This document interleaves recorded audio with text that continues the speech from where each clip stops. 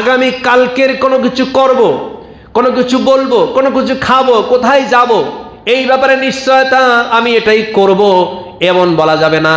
কারণ সূরা কাহাফের মধ্যে যদি আমরা তালাশ করি, আল্লাহ রাব্বুল আলামিন একটা নির্দেশ দিয়ে দিলেন, খবরদার খবরদার নবী, আপনাকে নির্দেশ দিয়ে দিলাম, ওয়ালা তাকুলান্না লিশাইইন ইন্নী ফাইলুন যালিকা গাদা ইল্লা আইয়াশা আল্লাহ।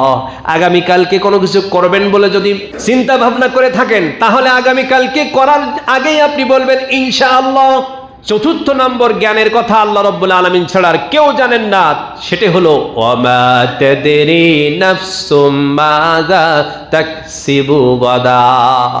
আগামী কাল কি উপার্জন করবা পৃথিবীর কেউ জানবে না, একমাত্র আল্লাহ পাকই জানেন।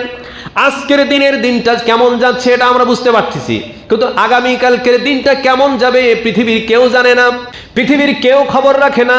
আগামী কাল সে বাঁচবে নাকি মরবে, আগামী কাল তার রিজিক কোথায় আছে, আগামী কাল সে কি পরিমাণ আয় উপার্জন করবে, সে কি অর্জন করবে। ওমা তাদরি নাফসুম মাযা তাকসিবু গাদা, আগামী কাল কি অর্জন করবে, উপার্জন করবে, এটা পৃথিবীর কেউ জানেন না। আল্লাহ রাব্বুল আলামিন তিনিই খবর রাখেন। সম্মানিত ভাইয়েরা আমার, একটি ঘটনা, শিক্ষণীয় একটি ঘটনা। এক ধনী, সে তার লোকজন সব কিছু প্রস্তুত করে রাখছে, আগামী কালকে একটা বড় ব্যবসা শুরু করে দিবে, বড় একটা বিজনেস সে রান করবে, সে শুরু করে দিবে এবং সে উদ্বোধন করবে। সব কিছু প্রস্তুত, সবাইকে দাওয়াত দেওয়া হয়ে গেছে।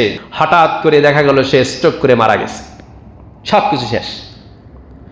আগামীকালকের পরিকল্পনা, আজকে সে দুনিয়া থেকে বিদায় নিয়ে চলে গেছে, আগামীকালকের পরিকল্পনা। আল্লাহ রাব্বুল আলামিন বলছেন, তুমি যা কিছু করো না কেন, আগামীকালকের খবর তোমার জানা নাই, আজকেই তোমার বিদায় নিতে হবে, এটা তোমার জানা নাই। আল্লাহ পাক জানেন আগামীকাল। এই জন্য আগামীকালকের কোনো কিছু করব, কোনো কিছু বলবো, কোনো কিছু খাবো, কোথায় যাব, এই ব্যাপারে নিশ্চয়তা আমি এটাই করব এমন বলা যাবে না। কারণ সূরা কাহাফের মধ্যে যদি আমরা তালাশ করি, আল্লাহ রাব্বুল আলামিন একটা নির্দেশ দিয়ে দিলেন, খবরদার খবরদার নবী, আপনাকে নির্দেশ দিয়ে দিলাম, ওয়ালা তাকুলান্না লিশাইইন ইন্নী ফাইলুন যালিকা গাদা ইল্লা আইয়াশা আল্লাহ। আগামী কালকে কোনো কিছু করবেন বলে যদি চিন্তা ভাবনা করে থাকেন, তাহলে আগামী কালকে করার আগেই আপনি বলবেন ইনশাআল্লাহ। আগামীকালকে আপনি কিছু করবেন, কোথাও যাবেন, কারোর কাছে বলতেছেন, আপনি বলার আগে বলবেন ইনশাআল্লাহ, আমি ওই কাজটা করব, আগামীকাল আমি এই কাজটা করব, অথবা আগামীকাল অমুক জায়গায় যাব, অথবা আগামীকালকে আমার এই পরিকল্পনা আছে ইনশাআল্লাহ। তাহলে আগামী দিনের জন্য কোনো কিছু করার প্রস্তুতি নিলে, পরিকল্পনা নিলে কি বলতে হবে? ইনশাআল্লাহ।